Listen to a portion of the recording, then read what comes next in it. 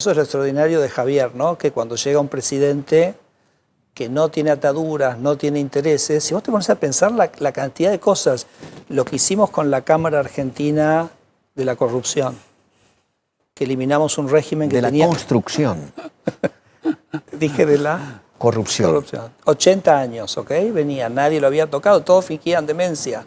Cuando hablamos el otro día sacamos la restricción de ganado en pie, prohibido exportar. Sí. No Algunos sé, pusieron el grito en el cielo. El grito en el cielo, desde el año 73. Medidas de Sturzenegger. Exactamente, Eduardo. Hoy se publicó las medidas a través de un posteo en la red social X. El ministro de Desregulación anunció algo que realmente uno no entendía cómo estaba vigente esto, que es precisamente los aportes obligatorios a cámaras empresariales dentro de las paritarias, Eduardo. Así que son medidas o desregulaciones que realmente muy importantes. Estamos hablando de aportes sobre trabajadores, fundamentalmente podemos hablar dos casos, sectores de comercio y también ADIMRA, que es de metalurgia, pero en definitiva que tiene un impacto fundamental, te diría, en el costo laboral, en un marco, en unas jornadas que en la realidad lo económico y financiero estaba pasando por Nueva York y sobre todo también por Buenos Aires por el impacto de las medidas de Donald Trump, y acá nos focalizamos en lo financiero, Eduardo, con lo que pasó con el dólar, donde había muchas dudas en la plaza cambiaria. ¿Cuál iba a ser la reacción de la moneda norteamericana aquí en Buenos Aires tras estas dos jornadas de los feriados de carnaval en las cuales se vivieron momentos de hondo dramatismo, Eduardo, por todas las noticias que venían desde Washington y Nueva York? Y ahí tenemos el cierre de la jornada con el contado con liqui 1240, casi 1241, el dólar MEP 1234, caída brusca del riesgo país 9%. Todo esto en el marco de una jornada en la cual estuvo marcada por este giro que pegó durante la mitad de la jornada a raíz de la decisión de Donald Trump, otra vez provoca caídas y provoca subas, y en este caso al prorrogar medidas contra Canadá y México relacionadas con el sector automotriz por un mes, es decir, abrió la ventana a las negociaciones y eso precisamente provocó el giro en todas las bolsas del mundo y obviamente en Argentina. Recordemos entonces que el riesgo país acá cayó 9%, las acciones recuperaron, tuvieron casi momentos de montaña rusa en los mercados locales y con una recuperación importante, y el Banco Central, Eduardo, por último, comprando 245 millones de dólares. Ministro, ¿qué tal? ¿Cómo le va? ¿Cómo anda? ¿Cómo estás, Eduardo? Gracias por venir. No, por favor. Gracias. Gracias por la invitación. ¿Nos puede explicar esta última medida que tiene que ver con el comercio? Bueno, en realidad no es únicamente sobre el comercio. Aplica a comercio, pero no es únicamente a comercio. Pero es básicamente lo siguiente. ¿Va a las pymes? No, ayuda a las pymes, Okay. ayuda a las empresas en Argentina. Pero básicamente la situación es la siguiente. Vos tenés los convenios colectivos. Los convenios colectivos son un lugar donde se encuentran los representantes de los trabajadores con los representantes de la patronal y acuerdan condiciones laborales. De eso se trata, las convenciones colectivas. A lo largo de los años, estas convenciones colectivas empezaron a meter como una suerte de peajes, otras contribuciones. Vos sabés que la ley de asociaciones de convenios colectivos permiten a los sindicatos cobrar algo que se llama el aporte solidario, pero a su vez los empresarios empezaron a decir, bueno, las empresas van a tener que aportar a la Cámara, que son los que están representando en la negociación colectiva. Y si te pones a pensar... ¿Qué Cámara? No, la que corresponde al sector. Ok. Ojo, no todos lo hacen, ¿eh? No todos, algunos lo hacen. Pero si te pones a pensar, esto es muy loco en algún sentido, porque es casi como que el sector privado le impone un impuesto, le obliga a pagar a alguien usando el paraguas de las convenciones colectivas para decir, yo te voy a cobrar esto. Entonces, por ejemplo, en el convenio de comercio puntualmente, todos los comerciantes de Argentina tenían que hacer una contribución a un instituto que dependía de la Cámara Empresaria, ¿De la Cámara Argentina de Comercio? De la Cámara Argentina de Comercio, pero es obligatorio, Eduardo. Entonces, en algún sentido, vos le estás ¿Y ese imponiendo... peaje a quién se lo cobraban? ¿Al empleado? Claro, se lo cobraban al comerciante. Entonces, el comerciante, por cada empleado que tenía, era como un aporte patronal, mini aporte patronal. Pero yo creo que lo que te quiero enfatizar acá es que esto era una...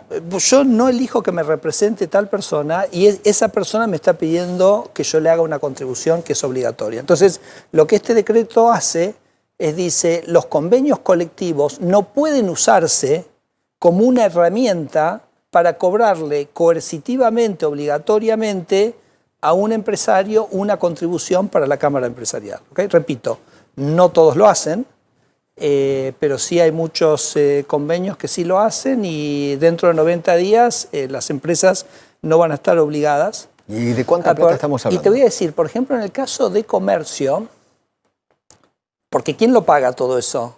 ¿Quién paga ese sobrecosto? ¿Quién paga ese peaje? Lo pagamos nosotros, ¿correcto? O sea, cuando vos vas a un negocio... te lo meten en el precio. Bueno, es que obviamente claro, porque es un costo más. Claro. Tanto hablamos del costo argentino, que es una copa. Entonces, nosotros lo estamos pagando, todos nosotros lo estamos pagando. Estamos pagando 6.000 millones de pesos por mes. Solo en comercio. Pero después en otros sindicatos y en otros arreglos estaremos pagando también un exceso. Entonces le estamos devolviendo a los comerciantes y por consiguiente a los consumidores 6.000 millones de pesos por mes, 70.000 millones de pesos por año. Que bueno, me parece que por eso digo que es un decreto anticasta, ¿no? Porque es un sistema que usó estas herramientas. ¿Y quién sería la casta? ¿La Cámara Argentina de Bueno, de Comercio? Es que acá, claro, digamos las patronales con los sindicatos usaron el instrumento de la negociación colectiva para imponerle una carga se le va a enojar a mucho los Mario trabajadores Gridman. y a los trabajadores y a los Ahí se le va a enojar empresarios. mucho Mario Gridman, que es el presidente de Pero la CAC. nosotros, Eduardo, no hay que enojarse.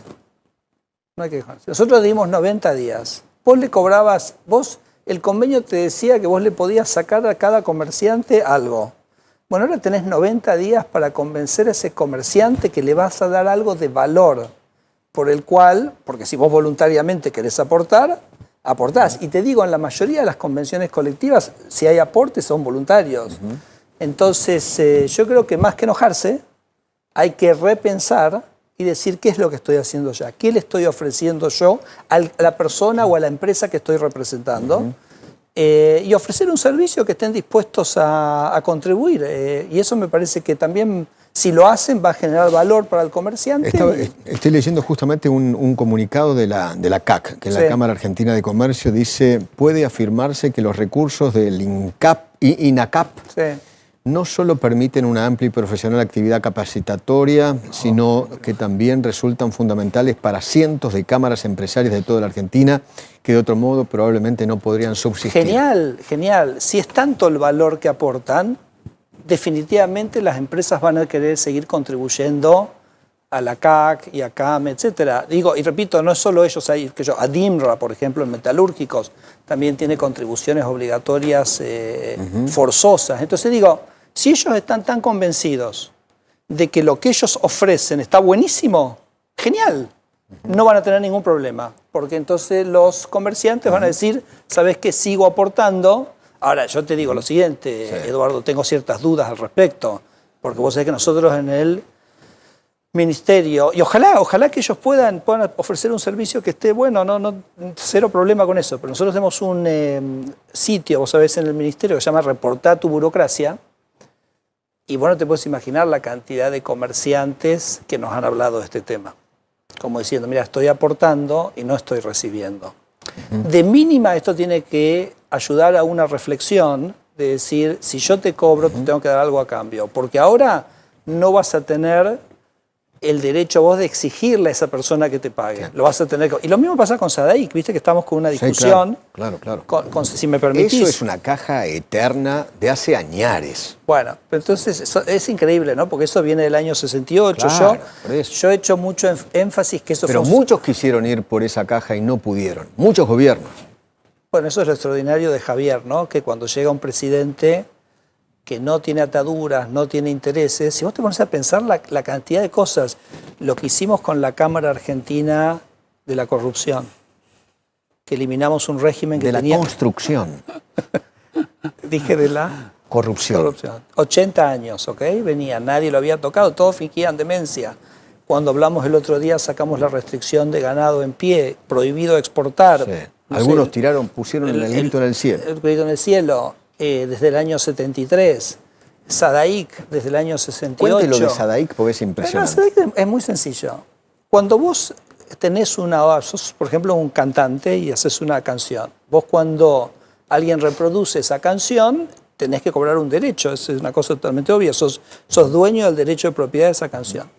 Esa reproducción puede ser privada o puede ser pública. Si la representación es privada, vos típicamente pagás tu derecho. Por ejemplo, no sé si alguno que acá nos está escuchando que usa Spotify, Spotify en cierto sentido le reconoce y le paga cada vez que se reproduce la canción de un cantante. Después tenés la reproducción pública. Entonces, como la reproducción pública, por ejemplo, que acá en tu programa vos pasaras alguna cortina musical o lo que fuera. Entonces, alguien tiene que hacer como un raconto de cuántas veces se pasó su tema y en función de eso se cobra y en función de eso se le paga al artista. Entonces, eso está fenómeno, es así en todo lugar del mundo y es parte esencial del derecho de propiedad de la creación artística. En el año 68, Onganía decidió que eso lo iba a hacer una única empresa, a la cual la licencia para cobrar esos derechos se los iba a dar el Estado. ¿Por qué lo hizo Onganía así? Lo hizo porque él quería tener el control de la cultura. Porque vos controlás la caja y entonces condicionás al artista. Yo hago una canción de rock de protesta, al gobierno no le gusta, entonces esta empresa, que en realidad su poder de cobrar se lo dio el Estado, dice, bueno, entonces, no sé si vas a cobrar, te tiro más. ¿Se entiende lo que estoy diciendo? Entonces nosotros lo que hemos dicho en este decreto es que ese monopolio no va más. O sea, no hay más monopolio. Quiere decir que si vos, por ejemplo, Sadaic ofrece un servicio que es malo, te cobra mucho, puede aparecer otra sociedad de gestión colectiva de derechos, se llama gestión colectiva de derechos, porque le está como protegiendo el derecho a muchos artistas. Bueno, y vos elegís, mirá, me parece que esta sociedad me protege mejor mis derechos, me cobra menos, la quiero usar, la puedo usar. Entonces, eso que estaba prohibido, porque había ese monopolio que había puesto Onganía, entonces hoy no está más ese monopolio. Ahora hay que ver, ¿no? Hay que ver si la gente busca otra cosa, si está contento con Sadaic, si propio, como hablábamos la acá, por ahí Sadaic mismo dice, ahora que tengo un posible competencia, ¿sabes qué? Me pongo las pilas. Sadaic tiene 400.000 temas no clasificados. Cobra los derechos, pero no se los paga a nadie, ¿ok? Me dicen que, no sé, que las canciones que tienen ñ o acento, Sadaic, el sistema informático no los toma, no sé si será esto cierto o no, pero entonces las canciones, no hagas una canción con ñ en el título porque no la vas a cobrar más. No la vas a cobrar nunca. Y lo otro que hacemos, que me parece que es una cosa, me parece muy obvia, es que vos como artista, si querés, podés gestionar tus propios derechos para toda tu producción o para parte de tu producción. Entonces una cosa que a mí me parece totalmente natural es que un conjunto de rock que va a hacer un espectáculo en un lugar pueda arreglar con el productor cuáles van a ser los términos de ese contrato. Y se acabó la historia ahí. No es que esa plata tiene que ir a Sadaic, Sadaic le cobra un peaje por gestionar lo que había arreglado con el productor, ¿se entiende?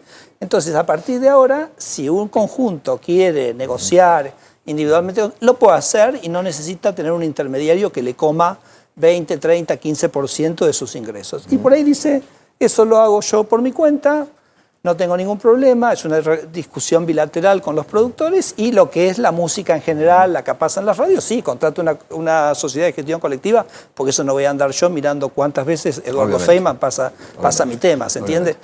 Entonces, lo que digo es, siempre Javier es lo mismo. El presidente Milei siempre va a hacer lo mismo. Él lo que te va a dar es más libertad. Nunca te va a decir, lo tenés que hacer así o lo tenés que hacer asá. Te va a decir, ¿sabes qué? Hoy te doy más opciones. Entonces yo le digo a los artistas, ¿están contentísimos con Sadaic? Sigan en Sadaic. Cero problema, buenísimo, aplaudo, ningún problema. ¿Alguien quiere competir la Sadaic? Buenísimo, porque esa competencia va a hacer que la propia Sadaic gestione más eficiente, con menores costos. Ahora, es muy impresionante, ¿no? Porque yo hago un cumpleaños en mi casa y por ahí me cae Sadaic. No, ya no más. No, pero eso ya lo resolvimos hace meses, ¿te acordás? ¿Eso ya está resuelto? Aclarémoslo porque es importante. Nosotros hace unos 4 o 5 meses cambiamos la reglamentación de la ley de... Esto es las fiestas de Sadaic de la casa de la gente, así que creo que a la gente le importa, ¿ok? Claro. ¿Qué pasaba? La reglamentación era del año 1930. Entonces la reglamentación decía que todo lo que era fuera del hogar era una reproducción pública. Porque una cosa es cuando vos compras un disco, lo tocas en tu casa, vos pagaste el derecho al comprar el disco. Estoy pensando en viejos tiempos, ¿correcto? Lo escuchás y ya está. Ahora, si vos agarrás ese disco y lo llevás a la plaza del pueblo y haces un espectáculo y cobrás entradas para 3.000 personas, es una reproducción pública, ¿ok? Entonces, estás haciendo otro uso, no estás haciendo un uso privado, estás haciendo público. Entonces, lo que decía la ley hasta el cambio de Javier de hace 4 o 5 meses, el cambio del presidente Milei, es que todo lo que era fuera del hogar era público. ¿Por qué, Eduardo? Porque era una reglamentación del año 30. En el año 30 no teníamos parlantes, no teníamos... o sea, si en el año 30 era fuera del hogar y o era la vitrola del pueblo o una orquesta, era público seguro. Entonces lo que nosotros hicimos hace 4 o 5 meses es que modernizamos el concepto de público y privado. ¿Y qué dijimos? Que público es cuando es para una pluralidad de personas con acceso abierto. Claro. Entonces, si vos haces una fiesta, es privado, no es de acceso público. Entonces, el pago de cuando vos contratás la música para usarla en tu casa, la podés usar en una fiesta. Que es obvio, porque si vos, Eduardo, ¿vos tenés chicos? De 3 años. Bueno, estás demasiado... Falta todo. Le haces un cumpleaños a tu hija, ¿ok? Le haces un cumpleaños a tu hija. Pasás música. Claro.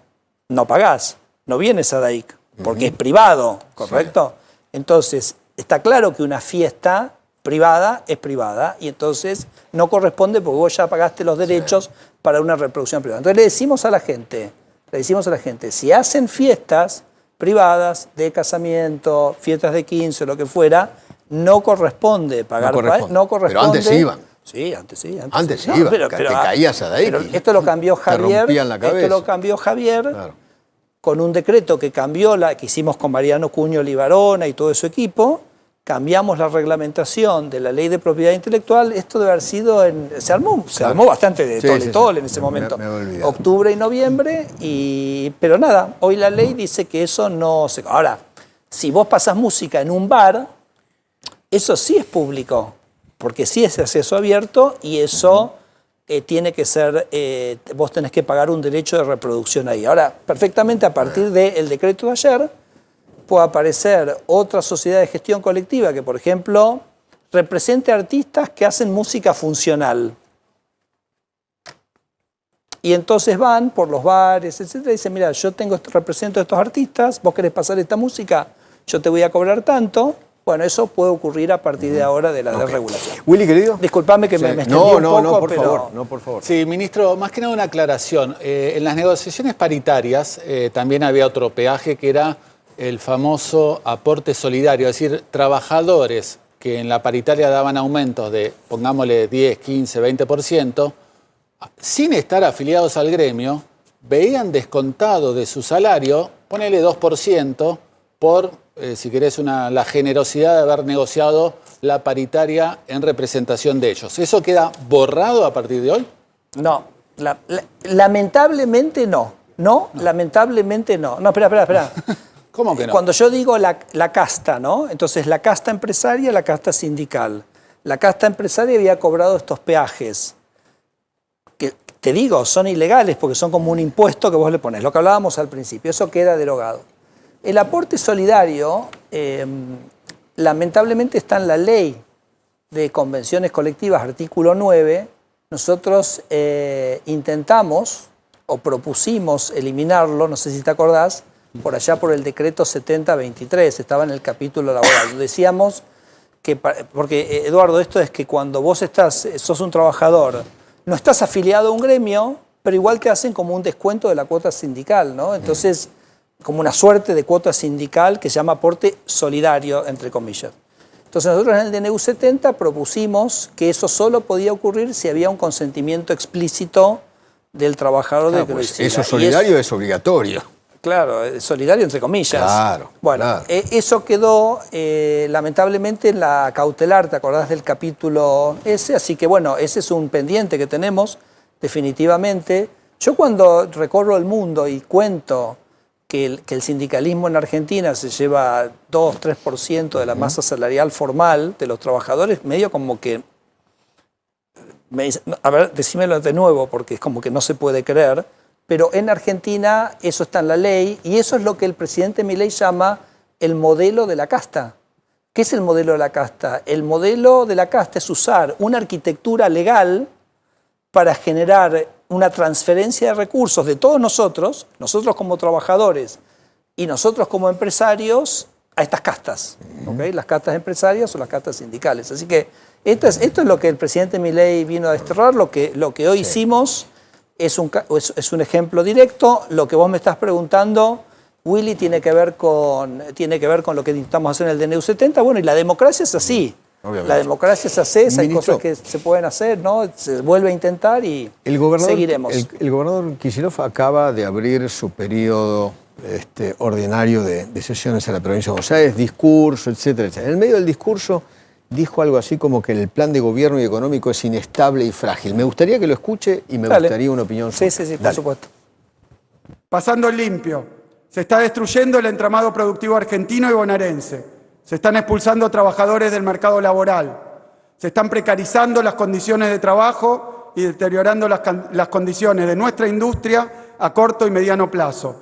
Hay muchos perdedores y pocos ganadores.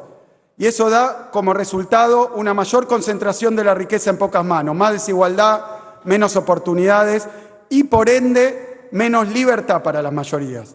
Este modelo resulta sumamente injusto, inestable y frágil.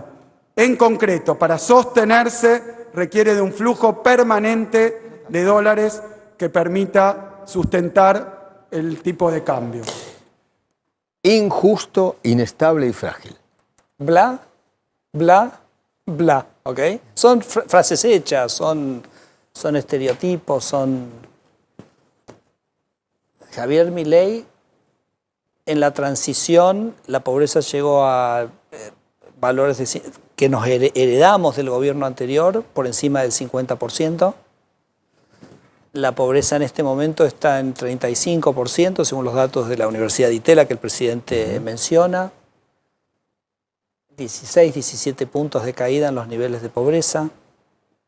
Se produce porque uno tiene un plan de corrección fiscal que ha permitido que le cobremos menos impuestos a los argentinos, en particular el impuesto inflacionario, por eso cae la pobreza tanto. Y en un contexto de una economía que en el primer año de Javier Milei creció 5%.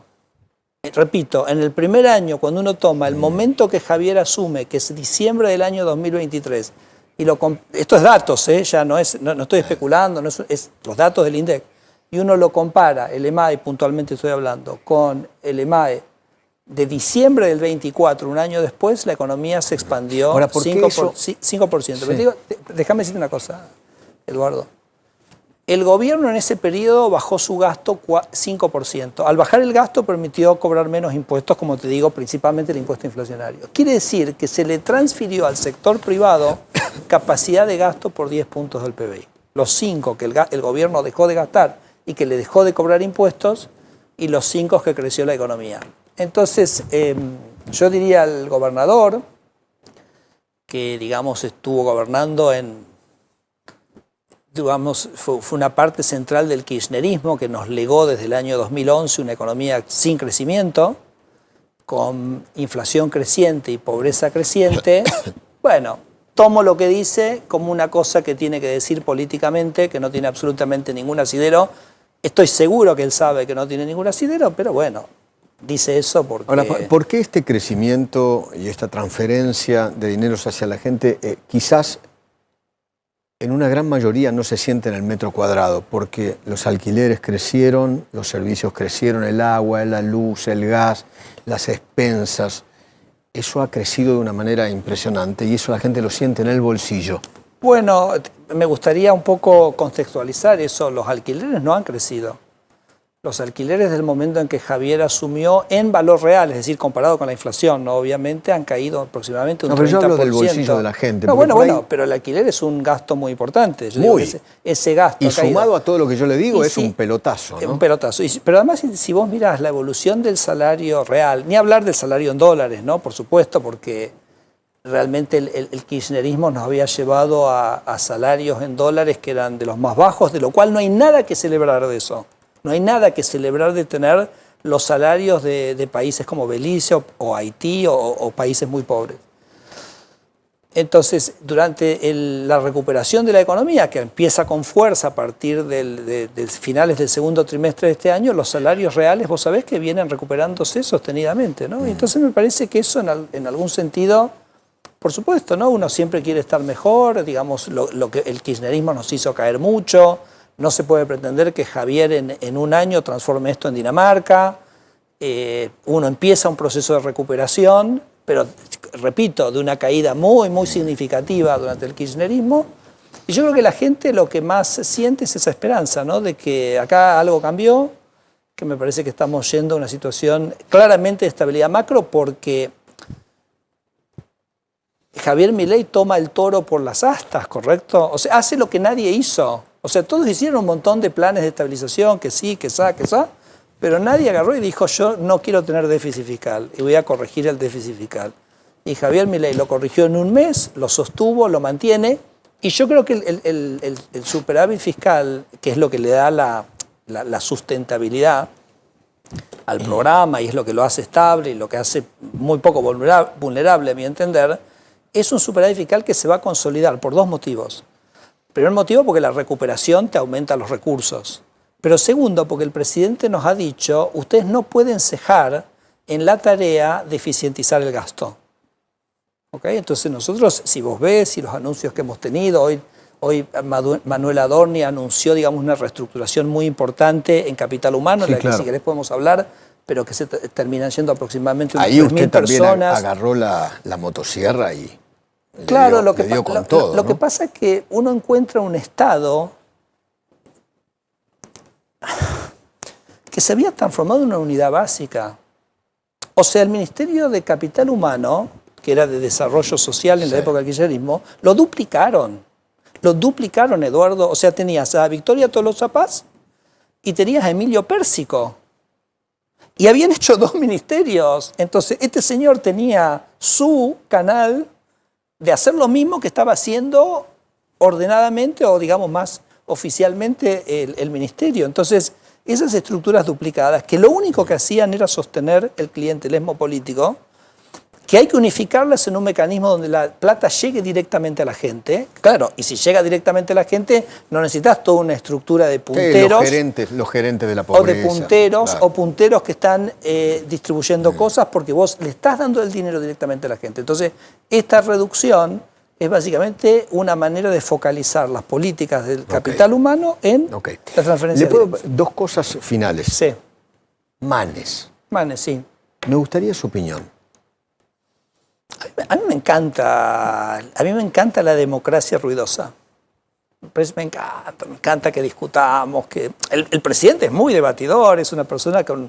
Yo que también soy medio como vengo de la academia, nosotros como académicos vas a un seminario, tratás de decir, bueno, a ver esto, me parece que esto se puede mejorar, etc. Entonces, yo me lo tomo súper bien, la discusión, ¿no? Ahora, bueno, si Manes estaba ahí como también expresando de la manera que quería expresar y además me parece buenísimo que haya venido, porque hay otros que no pusieron la cara, ¿correcto? Sí. No se bancaron que el presidente les diga, che, yo bajé 10 millones de argentinos de la pobreza y vos te llenaste la boca, como hacía el gobernador, hablando de esto y llevaste la pobreza al 53%. No se la querían bancar a esa. O que llevaste la inflación al, como dice el presidente, 50% mayoristas, 17.000 anuales, y hoy esa inflación mayorista es de 1,5 mensual, ¿correcto? Entonces, digo, él fue. Está bien, bueno, hizo su show, ¿correcto? Es un diputado, es difícil como diputado. Yo he estado, Eduardo, como diputado, claro. Es difícil tener visibilidad, es difícil tener impacto. E inventó entonces las dos piñas, la FIP, me van a tirar con la FIP, con la CIDE. Digo, él hizo este show. Bueno, le contestaron, el presidente le contestó en el propio discurso, porque Javier le gusta el debate, le gusta discutir, es rápido. Nada, es eso nada más. Decreto del hijo y García Mansilla, ¿alguna opinión sobre eso? Sí, tengo una opinión. Mi opinión es que le bajaría 10 cambios al tema. ¿Por qué? Porque el Congreso, hay un procedimiento para la definición de candidatos que es que el presidente propone al Senado y el Senado aprueba. Hoy es día hábil. Hoy se podría haber juntado. O sea, si es un tema, lo de estos candidatos, hoy el Senado se podría haber juntado y los podría haber votado. Estamos en ordinarias. Y lo puedo hacer mañana y lo puedo hacer la semana que viene. Entonces digo, el mecanismo institucional por el cual el Senado va a definir los candidatos está totalmente vigente, está totalmente normal. Tiene estado parlamentario, ambos. Entonces digo, no sé cuál es el dramatismo. En todo caso, lo que tiene que hacer es el Congreso, si este es un tema dramático, importante, institucional, que se pronuncie el Senado. Lo puede hacer, nadie se lo está impidiendo. Ese es el primer comentario que te quiero hacer. Ahora, ¿qué es lo que dice el presidente Milei? El presidente Milei dice, yo puse 2 candidatos. ¿Me puedes decir que sí? ¿Me puedes decir que no? Pero tenés que decirme algo. Entonces yo me banqué todo el año, todo un año, esperando que me digas. No te digo que me digas que sí, pero decime algo. Aprobámelo o desaprobámelo. Aprobámelo o desaprobámelo. Bueno, terminó las sesiones. El presidente, vos sabés que la Constitución, cuando se produce este tipo de situación, la Constitución permite que en el receso el presidente define por decreto hasta fin del próximo año legislativo. Podría haberlo hecho el presidente en ese momento. A principios de diciembre, dijo no, lo voy a mandar a extraordinarias. Díganme sí o no. Entonces, no sé, ahí por algún motivo no quieren decir ni que sí ni que no. Entonces, el presidente, ¿qué problema tiene el presidente? Que vos sabés que se retiró Maqueda de la Corte. Entonces, la Corte queda con 3 miembros. Los fallos de la Corte, que es una Corte de 5 miembros, tienen que ser por unanimidad. Entonces, quiere decir que vos necesitas 3 votos. Entonces, vos teniendo 3 miembros de la Corte y necesitando 3 votos, está como forzando a la Corte a operar con unanimidad. Hay un escape que vos podés traer a jueces, pero digamos, no tenés ninguna consistencia doctrinaria, porque medio como que elegís, es como que no es lo apropiado. Entonces, la renuncia de Maqueda de alguna manera precipita un funcionamiento, digamos, complicado de la Corte, porque es como que le estás exigiendo a la Corte una unanimidad que la Constitución no requiere. Entonces el presidente lo que dijo es, miren, para tener un funcionamiento, ni hablar, esperemos que no pase, porque los miembros son bastante jóvenes, pero suponete que le pasara algo a algún miembro de la Corte, no podría haber fallos. Entonces el presidente dice, voy a poner en comisión hasta noviembre de este año a estas 2 personas, en el interín decidan, a ver si se deciden por sí o por no. Y esa es la historia. Me parece que no tiene mucho más vuelta que eso. Ministro, gracias por venir. No, gracias a vos. Muchísimas gracias. En el campo de batalla, de redes sociales y TV, cada palabra es un arma, cada idea una espada. Con el peso del conocimiento le vas a ganar al control estatal, y con el poder del libre mercado vas a ser el campeón. Intelectual Milei, rompiendo esquemas con la fuerza de la razón. Nunca te van a